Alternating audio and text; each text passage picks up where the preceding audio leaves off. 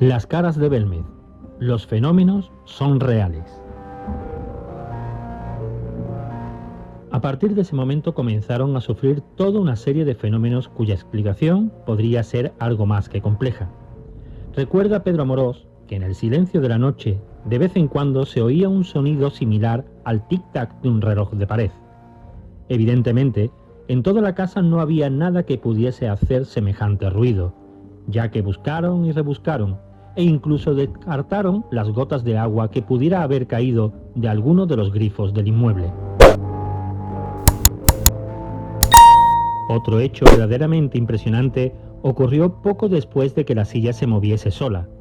Pedro J. Fernández estaba en un rincón de la habitación, recostado sobre unos cojines. Apagaron la luz y cuando intentaron conciliar el sueño, los gritos de Pedro J. sobresaltaron al resto de compañeros. «¡Me están tocando!», repetía una y otra vez. Tras encender la luz, su rostro estaba blanco y desencajado. Pedro J. describió que una especie de mano invisible le había intentado levantar la pierna hacia arriba y que notaba todos y cada uno de los dedos sobre la parte interior de su pierna izquierda.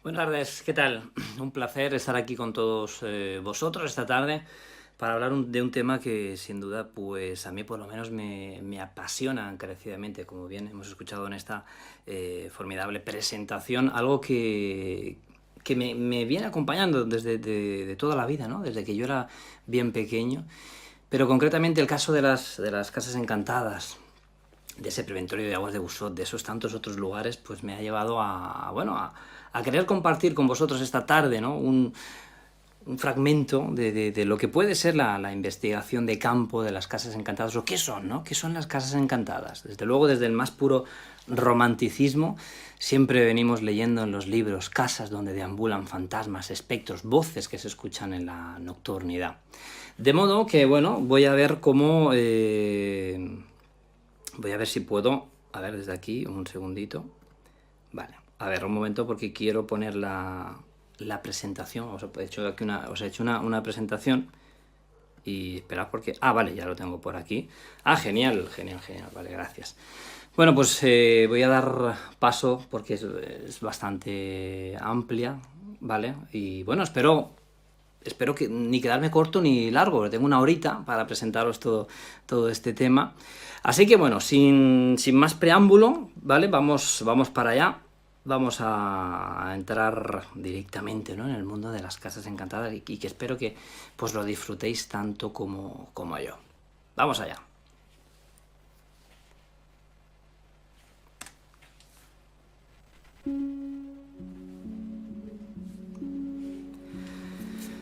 Bueno, aquí está, casas encantadas cruzando el umbral de lo desconocido, porque yo creo que nunca mejor dicho, ¿no? Cuando cruzamos el umbral el umbral de una de estas casas, sin duda nos estamos adentrando a algo que no sabemos muy bien con qué nos vamos a topar.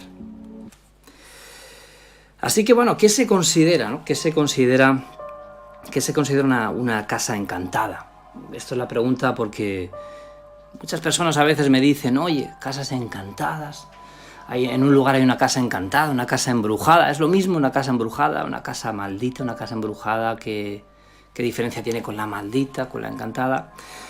Pero bueno, hoy nos vamos a centrar en casas encantadas y así que, bueno, lo que yo os quiero hacer, diríamos, esta reflexión es que la casa encantada pues no es más que aquella casa, aquella morada donde ocurren ciertos fenómenos o cierta fenomenología extraña y que además pues podemos calificarla de origen paranormal, de origen extraño, porque podemos, como luego más adelante veremos, podemos toparnos con cierta fenomenología, pero esta tener una explicación normal, una explicación natural. Y esto me parece que es muy importante, sumamente importante a la hora de la investigación de las casas encantadas, o incluso saber si realmente, oye, existen, ¿no? Una casa encantada. De modo que la casa encantada se caracteriza, o hablaríamos más bien de cómo es conocida, porque ocurren cosas en su interior, eventos que pueden ser de origen paranormal, como son pues apariciones fantasmales, lo que conocemos como fantasmogénesis. Pueden ocurrir movimientos de objetos, pueden estar ocurriendo sonidos que desconocemos, voces, cualquier tipo de actividad que englobaríamos dentro del fenómeno poltergeist, por ejemplo. La casa encantada puede estar perfectamente habitada o puede una casa no estar habitada, es decir, estar totalmente deshabitada y que en ella estén ocurriendo fenomenología extraña. Esto pues ocurre también en muchos casos. De modo que, bueno, un inmueble, esto sería a la pregunta, ¿no? Es un inmueble donde se observan o registran fenómenos paranormales. Y aquí como ejemplo, ¿no? Como ejemplo he querido poner varios de los que son completamente populares, ¿no? Como por ejemplo el caso de Rosenheim. Y bien, la verdad que cada caso que cito aquí ahora mismo, como estaréis viendo en pantalla, cada caso que cito, sin duda, bien merecería una ponencia, ¿no? Un congreso, porque Rosenheim también en Alemania tuvo un caso violentísimo de movimiento de objetos, las lámparas que se movían y demás. Pero bueno, estoy seguro que vosotros, que ya sois unos grandes expertos en el tema del misterio, lo conocéis, ¿no? O el fantasma de Hampton Court, por ejemplo, sin ir más lejos, ¿no? También conocido, esos castillos, ¿quién no? Cuando se habla de un lugar abandonado, o un lugar encantado más bien, ¿quién no piensa en esos castillos, ¿no? En los cuales vagan sus fantasmas, o algunos castillos vagan fantasmas por sus pasillos, voces que se escuchan a altas horas de la noche sin saber su procedencia. Luego tenemos por aquí Amityville, cómo no recordar, y ahí pongo entre comillas, bueno, más bien entre paréntesis, casa maldita, porque no sería lo mismo en este caso. Luego iremos desengranando un poquito, ¿no? Desgranando más bien por qué hay estas diferencias, ¿no? Pero a día de hoy podríamos considerarla como casa encantada, aunque más bien sería como una casa maldita, ¿no? La rectoría de Borley, también en Reino Unido, un lugar fantástico que bien me recuerda también a Rydhan Hall, al palacio donde se aparecía esa dama de marrón en 1936, un caso fantástico, y que en ambos casos también Harry Price, el viejo investigador Harry Price, tuvo pues el placer de investigar y por lo tanto también aportar su lado de cordura de este gran investigador. Aquí viajamos hasta España, donde tenemos pues ese Palacio de Linares, el cual, pues bueno, qué decir, ¿no? Lugar que investigó pues el grupo EPTA, lugar al que estuvo también Santiago Vázquez haciendo sus investigaciones, y en el cual también obtuvieron una serie de vídeos que, oye, fueron bastante interesantes, ¿no? Muy curiosos. Y el Palacio de Linares, pues durante esa época, a pesar de tener ese velo oscuro por, bueno, las psicofonías, o valga la expresión psicofonías, pero más bien grabaciones fraudulentas de la doctora de Castro, a pesar de ese velo oscuro, el cual pues dejó teñido de fraude este lugar, sin duda, y a día de hoy todavía se dice que este lugar está encantado, la Casa América, el antiguo Palacio de Linares. Y por último, aquí mencionar, porque podríamos estar mencionando un montón de lugares encantados, como bien recoge, por ejemplo, el libro de Pedro Amorós, el de la guía de la España misteriosa, donde hay tantísimos. Pues bueno, aquí visitaríamos el hotel el Corona de Aragón, un lugar donde yo he pernoctado, donde seguramente muchos de vosotros que estáis ahora viendo este directo habéis visto ese vídeo que tengo en mi canal de YouTube, donde en este lugar pues es un punto, no sé si llamarlo, no, maldito no, el Corona de Aragón no sería maldito, ¿no? Pero bueno, luego entraremos también como digo, en estas naturalezas del por qué se puede encantar un lugar y quién lo puede encantar, porque también hay personas que pueden encantar un lugar. Cuidado con esto. El Hotel Corona de Aragón, desde luego, pues sucumbió a una gran desgracia, un incendio en el cual perecieron casi un centenar de personas, y desde aquel momento se dice que en este lugar ocurren ciertos fenómenos extraños, ¿no? Sobre todo en la cuarta y quinta planta. Hoy en día, decir que bueno, ya no se llama Corona de Aragón, posteriormente fue el Hotel Meliá Zaragoza, y que además pues a día de hoy ha sido remodelado, y esa habitación no sabemos muy bien cuál ha sido su paradero. Esto es sumamente interesante, porque dicen que las han convertido en una especie de apartamentos. Y no me cabe la menor duda que de existir allí esa causa paranormal que yo he podido comprobar y os puedo corroborar y decir con rotundidad que allí hay algo extraño. Allí el fenómeno paranormal se manifiesta. Y que quién sabe en un futuro si tendremos nuevas noticias de estos apartamentos que se han construido sobre lo que fue la 510 del Corona de Aragón. Así que bueno, voy a revisar por aquí porque no veo nada en pantalla, por si alguien tuviera algún... Pues si creo que se está viendo todo bien, todo funcionando bien. Esto es sumamente importante, creo que sí. Creo que me escucháis y se oye todo bien, así que bueno, vamos a seguir para adelante. Bueno, aquí tenemos fenómenos paranormales, ¿no? Lo que nos atañe esta tarde y que tanto nos gusta, ¿no? Yo siempre digo que soy muy clásico en este sentido con la parapsicología, ya que me enamoran este tipo de sucesos del más puro romanticismo de los viejos libros, ¿no? Entonces, fenómenos paranormales, ¿qué engloba este tipo de fenomenología? Bueno, aquí en pantalla vamos a estar viendo unas imágenes de un lugar fantástico y que parece ser que también está encantado. Este lugar es el Museo de Artes y Oficios de Monóvar, el cual pues hemos investigado en varias ocasiones, y también junto a Pedro Amorós tuvimos también una vivencia un tanto extraña que creo que llega a verse en pantalla. Os avisaré mientras estamos hablando para deciros en qué momento. Pero antes he hecho una pequeña lista, ¿no?, de esos fenómenos que podemos encontrarnos o por los cuales, pues una vez anotados, podemos dictaminar que una casa puede estar pues encantada, pueden estar ocurriendo fenómenos extraños.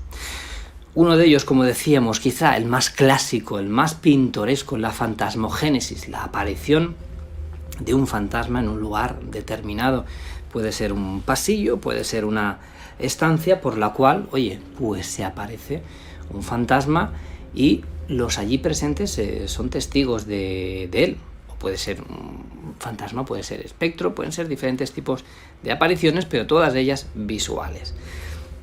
Luego nos encontraríamos con la osmogénesis, un fenómeno que, a pesar de pasar desapercibido, es un fenómeno de difícil creación, muy difícil de generar por esa causa desconocida. Podríamos pensar que, oye, al ser algo como un poquito baladí, al ser algo olfativo, parece que es sutil, pero es muy potente el fenómeno de osmogénesis, y que denota, además, en la mayoría de los casos, que estamos ante un lugar con una gran carga de actividad paranormal. La osmogénesis, cuidado, cuando hay en un lugar una marcada osmogénesis en diferentes puntos o en un punto de la vivienda, tenemos que ir con mucho ojo y calificarlo, desde luego, en el punto donde sucede como un punto caliente. Para aquellos que no sepan muy bien de qué se trata esa osmogénesis, se trata de la aparición espontánea de aromas, ciertos olores en ocasiones que nos recuerdan a un difunto que pereció allí en esta vivienda, o no, que murió el abuelo de la familia o algún familiar, y esas personas que habitan este lugar reconocen rápidamente. Seguro que muchos, además, que nos estáis viendo, esto lo recuerda, ¿no? O le ha pasado. Hay muchísimas personas que dicen, oye, llegué un día a mi casa y al entrar por la puerta un fuerte olor a puro. Mi abuelo fumaba en puro o en pipa y olía perfectamente a eso. Olores que son totalmente inconfundibles. O como esos perfumes que tenía la abuela o tal persona. Son totalmente reconocibles, ¿no?, en este lugar. La osmogénesis, sin duda, a tratar, y un fenómeno que, fijaros, ¿no?, casi la mayoría podemos capturarlo, la fantasmogénesis, los audios, el vídeo, la imagen, pero caramba, no podemos recoger el olor a día de hoy, ¿verdad? No podemos capturarlo, no podemos tener constancia del fenómeno tal cual, ¿no? ¿Cómo capturamos el aroma, ¿no? ¿Cómo podemos saber si es fidedigno? Aquí, sin duda, nos basamos en nuestra propia experiencia y, sin lugar a dudas, del testimonio de esos testigos que son los protagonistas, ¿no? de vivir esta experiencia. Pasamos rápidamente a la telecinesis, que no telequinesis. Telecinesis podríamos decir que es ese movimiento de objetos, pero que no forma parte ninguna persona para que se desarrollen. Esto sería telequinesis, la capacidad por la que una persona, mediante una concentración, es capaz de alterar la materia, infringir las leyes de la física y hacer que se mueva un objeto.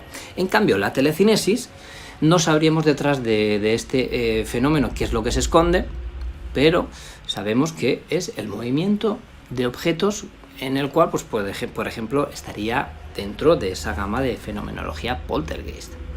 Por cierto, aquí en pantalla ahora mismo estamos viendo un carro que dicen que se movía solo, que llegó una persona a ver cómo se movía ese viejo carruaje solo en una noche, ¿no? Varias personas fueron testigos. Pero bueno, seguimos mientras acompañándonos con estas imágenes antiguas que yo creo que acompañan perfectamente de un lugar donde suceden cosas, cuidado. Después de la telecinesis tenemos la tiptología que se pone, diríamos, en boca por mano de las hermanas Fox, aquellas hermanas Fox que son un poco las precursoras también de ese tipo de comunicación, del espiritismo y demás. La tiptología no es más que la comunicación mediante golpes con esa supuesta entidad de origen desconocido o de origen paranormal. Un golpe sí, 2 golpes no, ya clásico. Esto sería la tiptología. Cualquier sonido, pero que tenga también, bueno, podría tener o no una reacción inteligente. Es decir, podemos escuchar golpes que sean tiptología, pero no responder a nuestras preguntas. Pero también podemos preguntar a esa causa desconocida y que ésta, pues, nos contestara con esos golpes. Esto sería lo que es la tiptología. Parasismogénesis, un fenómeno muy curioso, muy extraño de observar, muy esquivo y muy poco nombrado y muy poco estudiado, quizá por lo poco que ocurre. La parasismogénesis es el movimiento de estructuras, o sea, llegando incluso a ser el movimiento de paredes. Esto se han dado casos también en los cuales hay cierto temblor, cierto movimiento de objetos, más bien de estructuras muy grandes, que no tienen un origen, pues, explicable. Como digo, la parasismogénesis es algo muy esquivo, es algo que no se suele encontrar en los casos. Hablaríamos de algo ya bastante potente, ¿no?, donde pueda ocurrir. Y aquí veo, estoy repasando, faltaría también, aquí incluiríamos la litotelergia, que no sé por qué no la he incluido aquí. La litotelergia, que es la lluvia de piedras, así como lo estáis escuchando, la lluvia de piedras en una estancia. Es decir, de pronto aquí, a modo de aportes, empiezan a caer piedras de la nada. Suena a película, pero os puedo asegurar que han habido casos totalmente, pues, contrastados, es decir, contrastados dentro de lo que se pueda contrastar. Sin ir más lejos, aquí en Alcoy hace muchísimos años hubo un caso de lluvia de piedras dentro de una estancia, una habitación. Esto sería la litotelergia, también perfectamente contemplada bajo el punto de la parapsicología y que se desconoce, pues, su origen, ¿no? Además, una de las características en la mayoría de los casos, que son guijarros como de mar, son cantos rodados, piedrecitas de río, han dicho de mar, de río, piedras de río, las cuales empiezan a emerger del más absoluto vacío de la estancia y caen durante un periodo de tiempo determinado. Luego, pues, las piedras no desaparecen, se quedan en el suelo y ya está. A este nivel pueden ocurrir también litotelergias más pequeñas. Yo he vivido una en el caso del monasterio abandonado de San Ginés de la Jara, junto con otro grupo de investigación en aquel momento de Murcia, y con la suerte de esto poderlo registrar en cámara. Fue fantástico, porque estábamos haciendo unas preguntas en la cripta, en una cripta, pues, muy tenebrosa, ¿no?, que tiene este lugar, y de pronto no se observa, pero se escucha como una piedra casi golpea cuando alguien estaba pidiendo una prueba y casi le golpea a uno de los compañeros que estaba allí con nosotros. Atentos porque llegamos a un punto en el cual hay un libro aquí que se abre y se cierra solo. A ver, miradlo, ¿lo veis? Aquí lo habéis visto, ¿no? Mirad, si no luego ya lo veréis, no quiero repetirlo para no... Pero bueno, mientras hemos hablado estábamos llegando a este punto en el cual había un libro y Pedro se queda, aquí vemos a nuestro queridísimo Pedro Amorós, que se queda tan fascinado como yo. Esto, os tengo que decir que esto era un directo que estábamos emitiendo a través de Facebook y todos empezaron a vislumbrar pues lo que había ocurrido, porque yo lo vi, se queda registrado en la cámara. Luego cuando quede subido este vídeo, si queréis lo podéis ver tantas veces como queráis, pero ese libro, cuando yo giro la esquina, estaba pues con la página en el aire, estaba abierto completamente en el aire. Y además, para más casualidad, el libro es no me acuerdo ahora, José Antonio Matera, bueno, sino que me disculpen, el libro es del que creó este museo de Monóvar de artes y oficios. Qué casualidad, con tantos libros, y que fuera este libro el que, bueno, pues ocurrió esto tan extraño. Pero bueno, no quiero alargarme con esto, ya lo veréis, como os digo, luego cuando esté subido, si queréis, pues retrocedéis a este punto y lo veis las veces que queráis, porque es, sin duda, sin explicación. Intentamos, como veis en la imagen, intentamos recrear manualmente y de manera natural el hecho de que el libro se quedase abierto, pero no había manera. Y como habéis visto a lo mejor algún ojo avizor habrá visto rápidamente cómo ese libro se quedaba en el aire abierto, sin trampa ni cartón. Pues con la sorpresa de Pedro, fijaros, está utilizando su teléfono móvil personal para fotografiar el evento, y ahí comentábamos que estábamos totalmente sorprendidos. En fin, después de esto, como os digo, lo podéis ver perfectamente, y si no, yo creo que en mi canal de YouTube también lo podéis encontrar. Seguimos, hemos hablado de la parasismogénesis, un evento bastante curioso, la litotelergia, esa manifestación de piedras en forma de aporte, que no sería igual que el propio aporte, como Pedro le ocurrió, por ejemplo, en Belmez, que se manifestó de la nada una moneda. Los aportes pueden ser perfectamente objetos que se encuentran en otras estancias, no vienen de la nada, es decir, esa es la diferencia de la litotelergia, que solamente son piedras de origen desconocido, pero en el caso de los aportes son pequeños objetos normalmente, que pueden aparecer en otra estancia, como por ejemplo me viene a la mente el caso del baúl del monje que investigaron el grupo ETA, en el cual cae un cortador de puros desde el techo, de la nada, y ese cortador de puros pues estaba inicialmente estaba emplazado en otro lugar de esa estancia. Es decir, como si hubieran dos agujeros, ¿no?, en el espacio, y por uno se cuela y sale por el otro. Fenómeno sin duda extrañísimo y apasionante. Después tendríamos la conocida termogénesis, esos descensos de temperatura clásicos también que hemos visto en numerosas películas de cine. Esos descensos de temperatura en el cual incluso uno llega a verse ese vaho, ¿no?, de la respiración.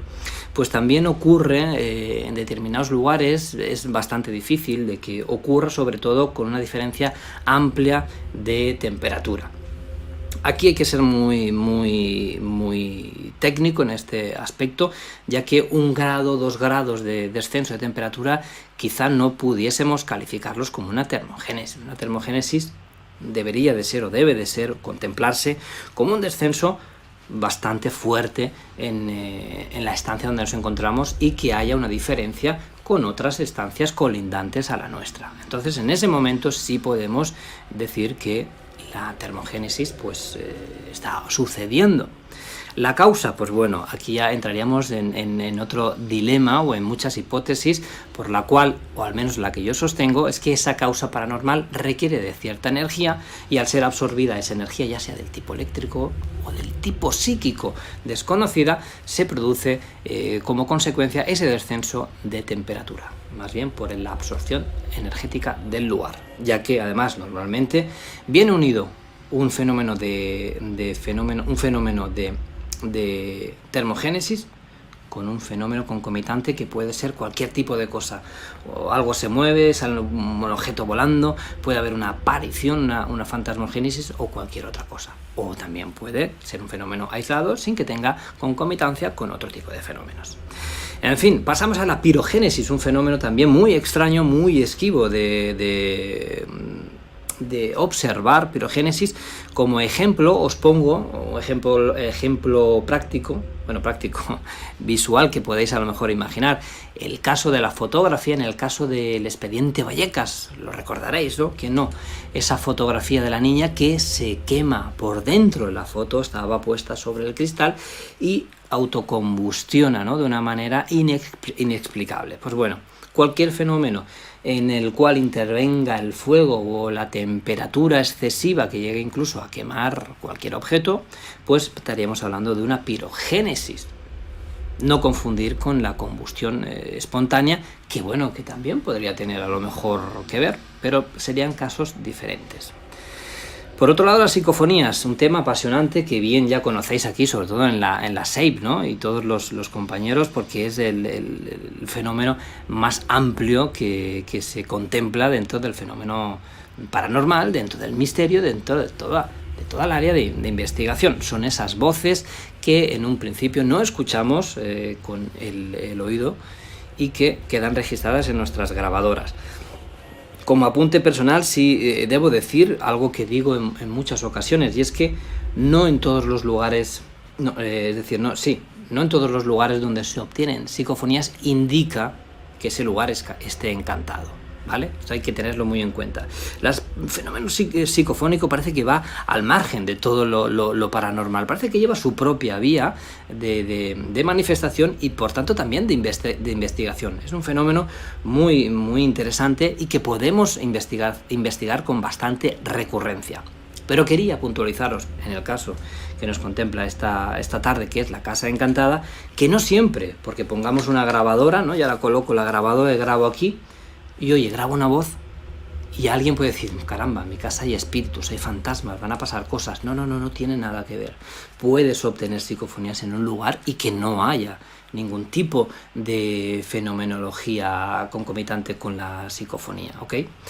Pero en cambio, ojo, porque sí que nos encontramos que en la mayoría, por no decir el total, ¿no?, de los casos de lugares encantados, la mayoría de lugares encantados sí ocurren o sí que es fácil la obtención de voces psicofónicas, salvo algo que hemos observado y algo por lo cual también con Pedro hemos comentado en numerosas ocasiones y hemos comentado mientras sucede el fenómeno, por ejemplo, grabando en la casa de las caras de Belmez, ¿no?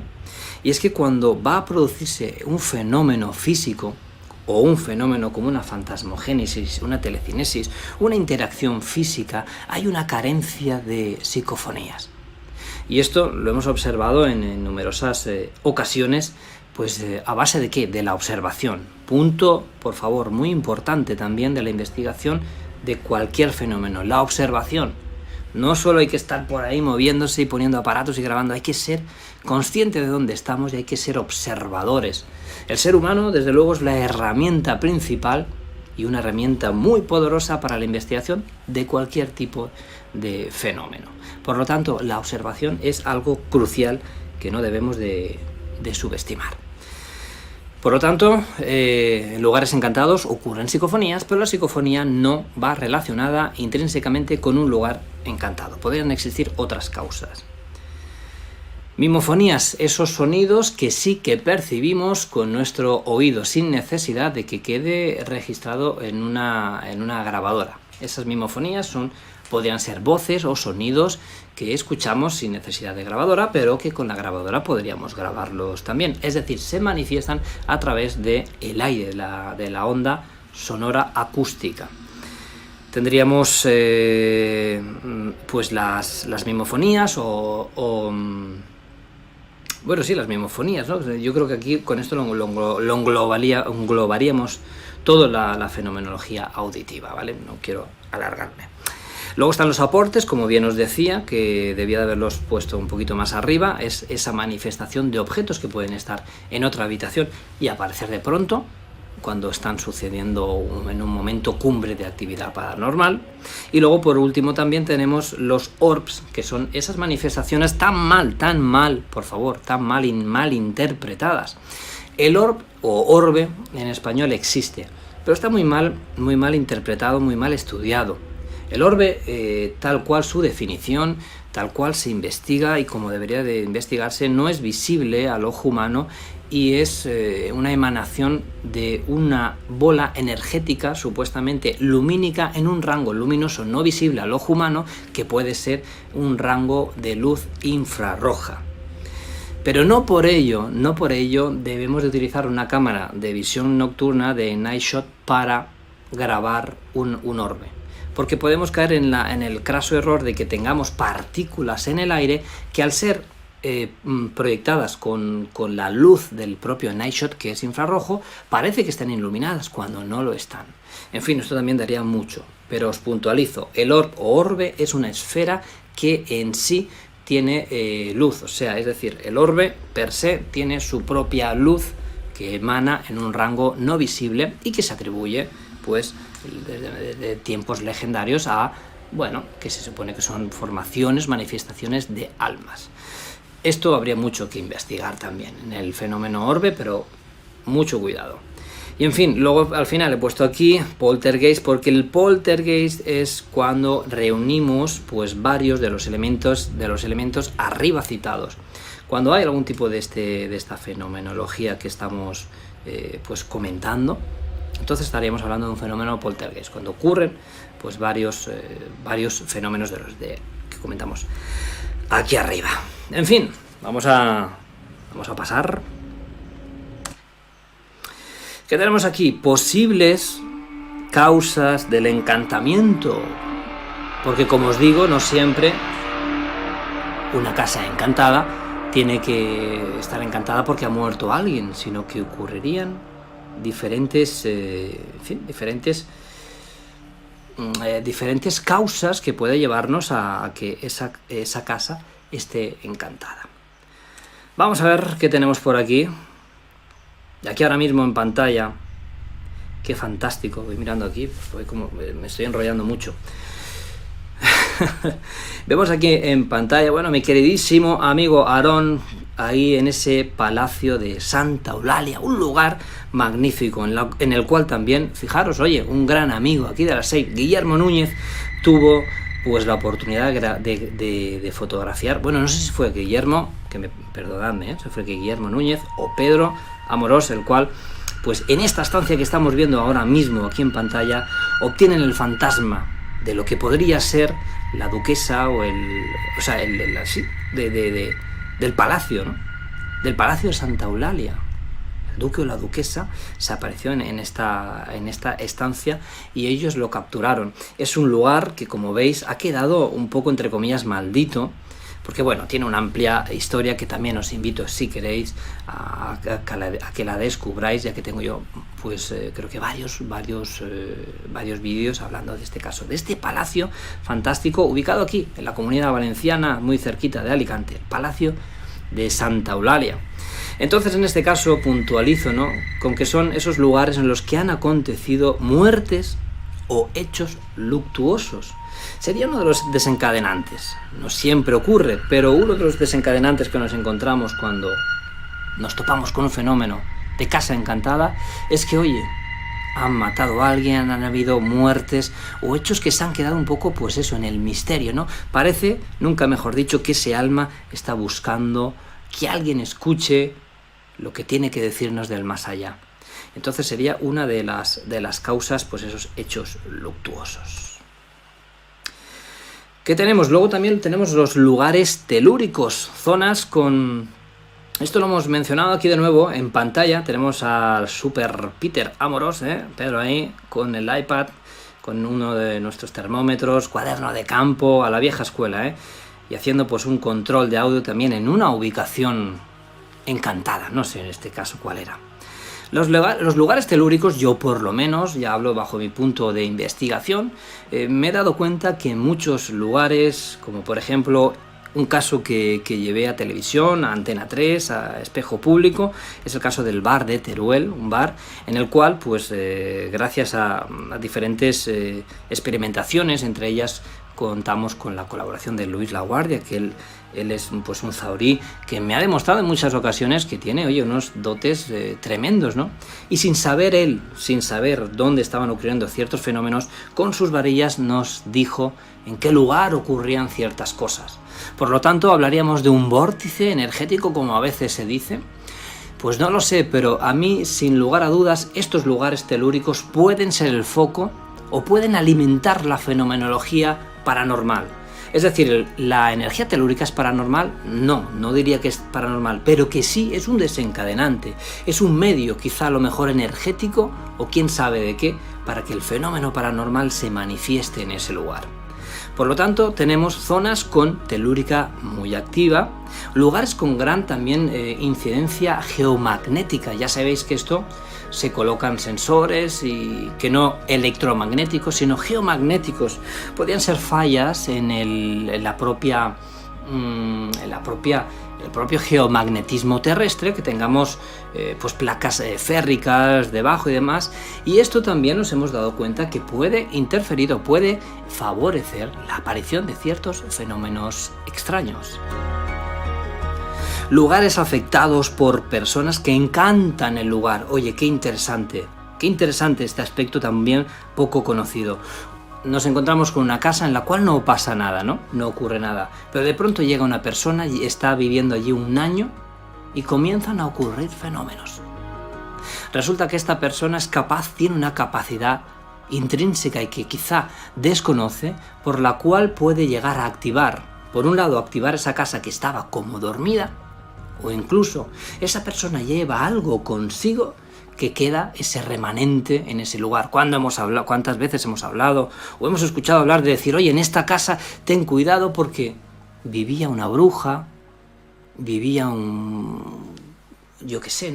alguien que hacía ciertas mancias oscuras y demás, y ese lugar ha quedado marcado. Por lo tanto, al igual que los lugares se quedan marcados por esas muertes, por esos hechos luctuosos, no me cabe la menor duda de que hay personas de una manera que no llegan a controlar, que desconocen por completo, pueden llegar a marcar esos lugares. Por un lado, activar el lugar, que esto es muy interesante, tienen una sintonía con ese lugar y lo activan, y por otro, puede que el lugar no tenga nada y que esta persona porte consigo algo que quede allí, ese remanente. A ver, tenemos luego, por último, como decía, esos rituales y demás prácticas espiritistas, por supuestísimo. Estamos cansados de ir a lugares en los cuales se producen hechos de ese tipo de rituales satánicos, rituales oscuros, en los cuales no nos cabe la menor duda de que pueden llegar a quedar pues un remanente de sucesos o cosas extrañas, o más bien abrir puertas. Vamos a dejarlo ahí, vamos a decirlo, ¿no? Coloquialmente, que cuando alguien hace ese tipo de rituales y prácticas espirituales, puede llegar a abrir una puerta entre un lugar y otro, entre dos mundos que no sabemos muy bien dónde conectan.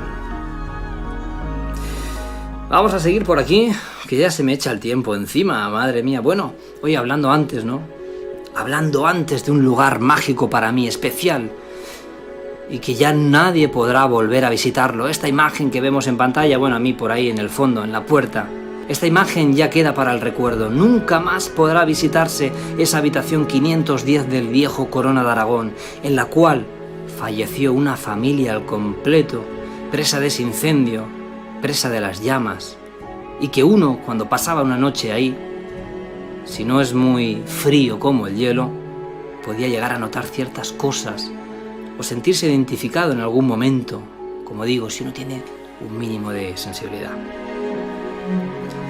Personas que activan el lugar, como os decía, tienen sintonía con la casa sin saberlo o con la causa paranormal existente, y esto es que es muy importante. En este caso, la 510 no sería el caso. Aquí estaremos hablando de un hecho luctuoso, de unas personas que perecieron en este lugar de una manera trágica y terrible, por el cual pues este lugar ha quedado conectado tocado por esa mano invisible, tocado por el más allá, y que en algunos momentos y en determinadas situaciones y en determinadas personas, ese otro lado del más allá parece querer manifestarse. De modo que personas que activan el lugar, cuidado con esto, y los que investigáis es un tema muy importante de abordar y muy interesante de experimentar. Diferentes tipos de personas, yo lo he experimentado, esto también daría para mucho, llevo mucho tiempo experimentando con personas cómo activan un lugar que aparentemente está dormido. Seguimos por aquí, vamos a ver, y bueno, cómo no, ¿verdad? No podía ser de otra manera, no podíamos dejar de lado mi queridísimo Preventorio de Aguas de Busot, un lugar fantástico con una historia tremenda, ¿no? Ahí lo vemos, vetusto, impasible al tiempo, casi, ¿no? Parece que está pues intentando no sucumbir al paso del tiempo y los destrozos producidos por tantísima gente.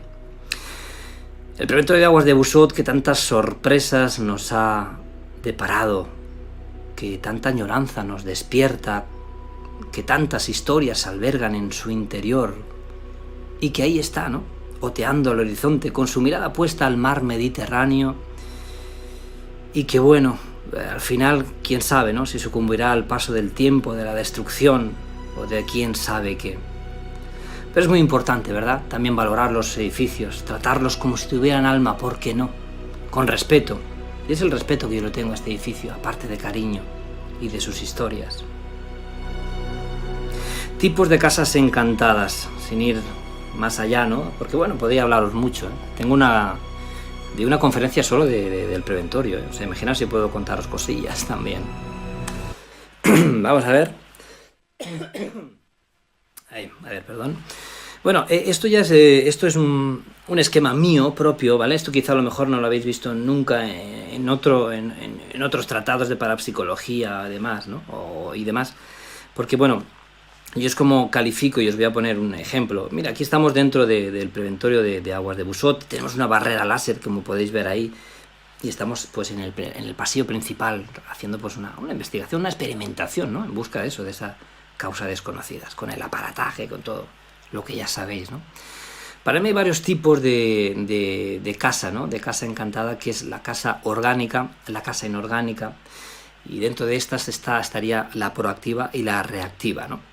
Luego he marcado ahí la entropía y ahora os voy a explicar un poco. Voy a darme prisa, ¿no? La orgánica es aquella casa, para mí, os digo, eso es un término mío, ¿eh? Oye, que si lo queréis aplicar vosotros, pues encantado, ¿no? Esto es algo por lo cual yo he podido ir etiquetando, ¿no? La casa orgánica sería esa casa en que de un origen puede tener un origen telúrico, es decir, que subyace en el subsuelo del lugar y por tanto tiene la predisposición de tener ciertos fenómenos paranormales, que casi cualquier persona que puede llegar al lugar puede conectar. Podría haber muchas personas que conecten con este lugar y podríamos tener muchísimos tipos de fenomenología, pero siempre del tipo un tanto sutil. La casa orgánica, si luego es alimentada por hechos luctuosos, desde luego se convertiría en lo que llamaríamos una casa proactiva, ¿vale? Ahora puntualizaremos en esto. La inorgánica sería esta casa que desde luego no tiene nada, que nunca ha pasado nada, que no tiene ninguna falla geomagnética, no tiene puntos telúricos, que está ubicada en un buen lugar, pero esa casa inorgánica ha ocurrido un hecho luctuoso, la desgracia pues se ha marcado, se ha cebado con este lugar y han ocurrido ciertos hechos, ciertas cosas que, como decía anteriormente, parecen haber abierto una puerta con el más allá y por lo tanto queda marcada por su historia, no sé si para siempre, pero por lo menos para mucho tiempo. Esa casa que en un principio era inorgánica pasa a ser casi orgánica, pero no sería lo mismo. ¿Vale? Por otro lado tenemos si la casa es proactiva o reactiva. La proactiva es esa casa que sin que incluso llegue a ver nadie, es decir, por ejemplo, estamos fuera del Preventorio de Busot, por ejemplo, y empezamos a escuchar dentro sonidos, ruidos. ¿O quién no ha oído hablar de esas casas en la lejanía en las que, sin haber nadie dentro, observan por sus ventanas que hay alguien dentro, un fantasma deambula en su interior, puertas que se cierran, ruidos y lamentos en la noche? Algo clásico, ¿verdad? Esto sería propio de una casa proactiva, tiene una actividad previa a que haya una persona en su interior. Ahora os digo, la reactiva. La reactiva es, en cambio, esa casa en la cual normalmente ocurren fenómenos extraños, o ocurren fenómenos que pues pueden ser de índole paranormal, cuando el investigador o las personas están en su interior. Esto también lo hemos comprobado. Dejamos aparatos, cámaras, grabadoras en un lugar supuestamente encantado y cuando no hay nadie, no ocurre absolutamente nada. Está como muerta. Esa sería una casa reactiva, la cual necesita de un estímulo, de una activación de una persona, o bien, como decíamos, de esas personas que tienen algo que sintonizan con esa casa, o bien que esa casa, pues bueno, mediante una investigación, una invocación, o que vayamos y no provoquemos, no me entendáis mal, provoquemos diciendo, oye, hay alguien aquí, empecemos a grabar, ¿eh? No provocar en el sentido peyorativo, por favor, esto nunca lo hagáis, nunca increpéis a lo desconocido, porque siempre hay que tener muchísimo respeto. Y entre todo este maragma, ¿no? de términos se encuentra la entropía. Para mí es un término evidentemente aplicado a la ciencia, por el cual no podemos controlar o no podemos prever qué tipo de fenómeno paranormal puede ocurrir en una casa encantada o en un fenómeno poltergeist. Esto es sumamente interesante. El fenómeno es totalmente aleatorio, esquivo, como sabéis, y efímero también. Por lo tanto, para mí, yo lo he querido más bien pues etiquetar como un fenómeno entrópico, el cual pues etiqueta más bien el fenómeno poltergeist. El fenómeno poltergeist es un fenómeno totalmente entrópico, dada la casuística y dado lo que hemos llegado a estudiar hasta el momento. No son predecibles, son aleatorios y nunca podemos llegar a prever dónde y cuándo va a ocurrir un fenómeno extraño. Vamos rápidamente. Bueno, tenía por aquí otra diapositiva en la cual, pues mira, estamos aquí haciendo un estudio, nunca mejor dicho, ¿no? Esta fotografía aquí estábamos haciendo un estudio de una casa maldita, ¿no? De un lugar maldito aquí en Alcoy, 13 participantes, formaron parte, ¿no? de este estudio y ahí estamos pues con los datos, los documentos, teníamos una psicóloga en el equipo, ¿no? para evaluar a cada integrante y la verdad que lo pasamos muy bien y fue muy instructivo, ¿no? Un experimento con unas pruebas y con una experimentación pues totalmente controlada. Seguimos por aquí en el área de investigación. A ver, no sé si alguien me reñirá porque yo tenía muy poco tiempo. O sea, tengo una hora y ya estamos acercándonos, ¿no? Bueno, oye, pero aún, como hemos empezado un poquito a 5 y 10, aún me da tiempo, ¿no? Alárgame un poquito, ¿eh? No sé, oye, si os está gustando también, oye, pues apoyad el vídeo, ¿no? Con un like, por ejemplo. Área de investigación, lo tenemos aquí, mirar, ¿no? Aquí se me ve a mí, mirar, la 510, qué magnífico lugar para investigar, ¿no? La 510, ahí estoy en el Corona de Aragón, en mano con un detector electromagnético por los pasillos de esa quinta planta, unos pasillos que desde luego a casi cualquiera le podía poner los pelos de punta, de verdad, no os exagero, ¿no? Unos pasillos que eran propios de película, ¿no? Unos largos pasillos, como si uno se situara en la película del Resplandor. Mirad, ¿eh? Pues ahí, bueno, estuvimos haciendo Jesús Carabias y yo, él portando la cámara. No había prácticamente nadie en ese ala, ¿no? Bueno, en esa planta, mejor dicho, perdón, ¿no? Esa planta del hotel, y ahí es donde pues empezábamos a investigar toda la noche, ¿no? Para arriba, para abajo. Yo entrando por ahí en el ascensor. En fin, abordar la investigación, aspectos humanos, históricos y emplazamientos. Vamos con ello. Rápidamente, ¿vale? Os voy a relatar rápido, lo más rápido que pueda. Material técnico, y aquí en pantalla, como podemos ver, nos encontramos con el Palacio de Santa Eulalia, ese que antes veíamos un fragmentito. Pues aquí, mientras os voy contando cositas, vamos a ver pues un pequeño recorrido de lo que queda ya, ¿no? De este viejo palacio que, como os digo, pues tiene tanta historia extraña, ¿no? Esa historia paranormal. Bueno, podemos utilizar multitud de elementos o de dispositivos técnicos. Siempre he dicho y siempre diré que el área de la investigación paranormal o de fenómenos paranormales debe de ser multidisciplinar, es decir, puedes tener una persona que sepa de biología, de física, de química, porque todo es válido, sobre todo para intentar averiguar cuál es la causa natural del fenómeno, no solo esa causa desconocida, ¿no? Primero hay que descartar siempre descartar esa probable causa natural y no engañarnos a nosotros mismos. Y cuando tenemos todos esos pasos dados, todo eso descartado, entonces queda esa pequeña ventana que daría pie, quién sabe, ¿no? Quizá a ese más allá. Por lo tanto, he puesto como ejemplo el detector de campos electromagnéticos. Ya sabemos que en muchas ocasiones, cuando un suceso extraño va a acontecer, va predecido en algunas ocasiones, y digo no siempre, de algunas lecturas electromagnéticas anómalas. No sabemos muy bien el mecanismo cuál es. Yo tengo mis hipótesis, que ahora no entraré en el caso, pero por el cual el fenómeno poltergeist, fenómeno paranormal, perdón, puede, diríamos, emanar ese tipo de fluctuaciones electromagnéticas, emanaciones electromagnéticas que serían del tipo parasitarias. Luego tenemos detectores de cambios iónicos, o los conocidos como detectores de biomasa, antiguos, también utilizados ampliamente, y que bueno, pues también son a tener en cuenta, ya que también observamos que en muchos lugares tenemos un cambio de iónica en el lugar donde nos encontramos. La clásica imagen, se me han puesto los vellos de punta o los pelos. Esto sería puramente por esa electricidad estática, esa ionización en el lugar, y que muchas veces va ligada a ese fenómeno extraño.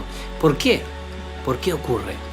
Sigue siendo un misterio, desde luego, por eso estamos aquí, ¿no? Para investigarlo. Para ello utilizaremos detectores de cambios iónicos que son sumamente sensibles. Ojo los que queráis aventuraros con los sensores iónicos, porque hay que tener mucho cuidado para manejarlos y manejarlos bien. Sensores de temperatura, termómetros, centralitas de estas meteorológicas, ¿no? Que podemos tener con varios sensores de temperatura, presión barométrica. Podemos colocar varios sensores en diversos lugares y nos van a servir muy bien para guiarnos, sobre todo en esos lugares que dicen que se manifiesta esa termogénesis. Pues termómetros, ya sea termómetros láser, ya sea termómetros con sonda, como los que yo tengo por aquí también. En fin, recomendables. Detectores pasivos de movimiento, pues los detectores volumétricos, por ejemplo, detectores volumétricos de movimiento. Luego tendríamos activos y pasivos, ahí entraríamos en otra área, pero los detectores de movimiento, ¿por qué? Porque estos detectores evidentemente son capaces de ver algo que el ojo humano no ve, ese rango infrarrojo. Trabajan en una longitud de onda que nosotros no vemos, y al igual que antes os decía que los orbes se manifiestan en ese rango de visión en el cual nosotros no percibimos, perfectamente un detector de movimiento tal vez sea capaz de ver aquello que no vemos y capturar, pues en un momento dado, activarse por una activación de origen desconocido, por algo que no tenemos claro de dónde puede provenir. También mucho cuidado, ¿no? A la hora de manejar los sensores, los falsos positivos y demás, ¿no? Bueno, en fin, sensores de movimiento, creo que no me dejo nada. Serían para, pues, también percibir lo invisible, ¿no? Cierta actividad funciona muy bien en la investigación paranormal, pero siempre y cuando los usemos perfectamente. Barreras láser, algo que cuesta mucho de que llegue a saltar, y con ello pues nos serviría, por ejemplo, en largos pasillos y demás, para detectar fenomenología física, como bien podría ser una fantasmogénesis. Esto me recuerda, por ejemplo, a un caso, a una activación láser que tuvimos también con Pedro en Belmez, en la casa de María, la casa natal de María Gómez Cámara, arriba, donde nos saltó una barrera que llevaba el láser, creo una barrera doble, y algo lo activó. Lo pudimos grabar, lo tengo también en el canal, lo podéis ver, y sin ningún tipo de explicación. Fue un fenómeno tremendo. No os doy más detalles, pero bueno, las barreras láser para, en el caso, sobre todo, que alguien nos diga, oye, aquí se aparece algo, hay fenómenos físicos. Barrera láser, nos va a venir muy bien. Cámaras de espectro completo, son cámaras especialmente modificadas para que vean espectros ultravioletas e infrarrojos. No todas las cámaras sirven, sino que tenéis que buscar una cámara que sea de espectro completo, e incluso, por ejemplo, con una GoPro se pueden modificar para quitarle estos filtros y que abarquen ese tipo de frecuencias que no vemos, ya que una cámara como cualquiera de la que estemos usando, incluso del móvil cualquiera, llevan filtros que nos evitan que se capte por el sensor frecuencias infrarrojas y ultravioletas, porque esto desmejoran y crean ciertas aberraciones cromáticas. En fin, dicho esto, si queremos una cámara de espectro completo, o bien debemos de comprarla a cosa hecha, o bien debemos de modificar una cámara, que también hay muchos tutoriales. Cámaras con sensor de movimiento, lo que llamamos cámaras trampa, es una cámara que tiene un sensor de movimiento, un sensor volumétrico, que se activa en el momento que capta algo. En el momento que la cámara cree haber captado algo, una persona, pero que igual no hay nadie, activa y lanza una fotografía, graba vídeo y graba audio. Todo esto puede programarse solo para que sea foto, vídeo con audio, o foto y vídeo, o las dos cosas, ¿vale? Esto sería muy importante también para en lugares donde nos dicen que hay ciertos movimientos de objetos. Telecinesis, como decíamos en un principio, colocaríamos unas cámaras de estas y comprobaríamos la naturaleza de este tipo de fenómeno, porque podría tener algo natural, ¿no? Podría ser un animalillo que se cuela por ahí a altas horas.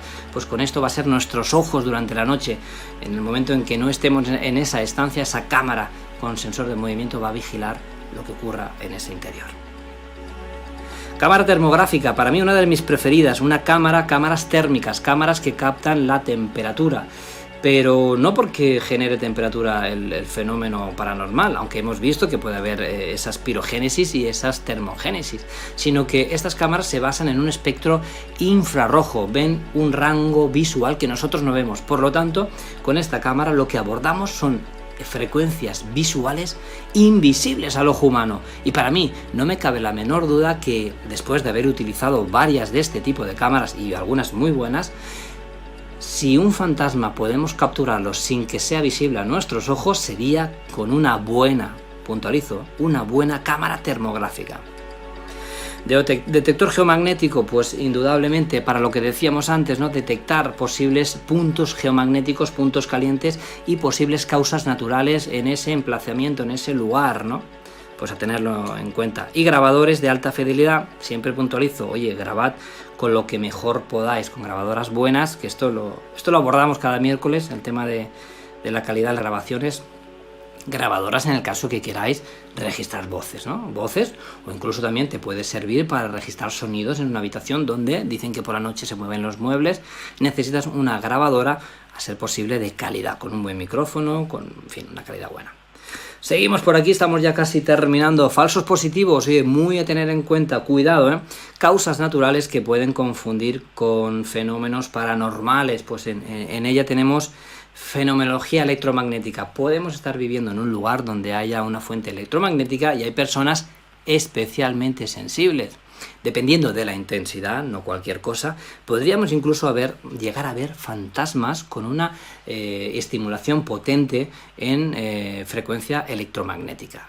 De esto también se han hecho experimentos y esto está bastante comprobado. Esto está muy experimentado que, ojo, cuidado, frecuencias electromagnéticas nos pueden llegar a jugar malas pasadas, a tener en cuenta a la hora de investigar, ¿vale? ¿Dónde estamos? Por eso el detector electromagnético y ver qué pasa ahí.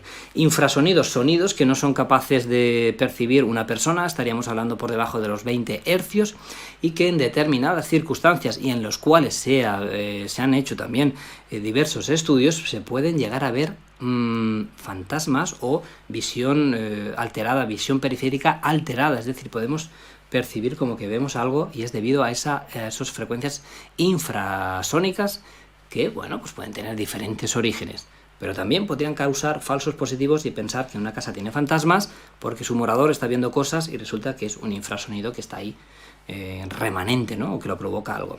La telúrica también nos puede afectar de manera negativa, ya sabéis, dormir encima de una corriente de agua o, en fin, este tipo de cosas en telúrica nos puede hacer que nos encontremos mal, que tengamos sensaciones negativas, que por la noche nos despertemos, que tengamos sensación de presencias, cuando no las hay, sensaciones. Hablaríamos en la telúrica de sensaciones, no puramente de visión ni efectos físicos, sensaciones. Esto podría ser por la telúrica.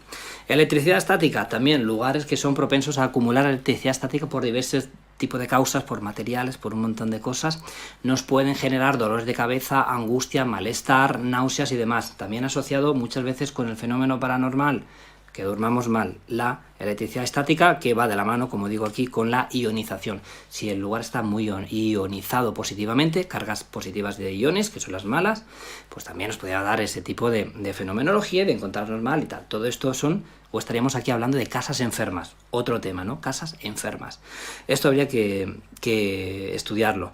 Por otro lado, oye, tenemos, y no menos importante, el aspecto gaseoso, monóxido de carbono y el formaldehído, que también puede generar cierto tipo de patologías, incluso llegar el formaldehído incluso a tener ciertas alucinaciones. Cuidado con esto, que también se puede medir, también se puede comprobar y saber si una casa tiene pues demasiado monóxido de carbono y opuesto formaldehído, como a lo mejor otra presencia de otros gases que pueden alterar nuestras sensaciones. Y luego, por último, aquí también los falsos positivos sobre los aspectos psicológicos. Una persona, en este caso, como investigadores, debemos de evaluar en medida de lo posible, ya que no somos psicólogos, o el que lo sea, oye, pues eso que se lleva, ¿no? Que sea psiquiatra o psicólogo, mucho mejor, porque podemos evaluar la persona y esta persona puede tener alteraciones psíquicas o alteraciones psicológicas por las cuales crea que su casa o su vivienda está encantada o que tiene fantasmas en casa cuando no lo es. Entonces el factor humano, como yo decía, muy importante a tener en cuenta.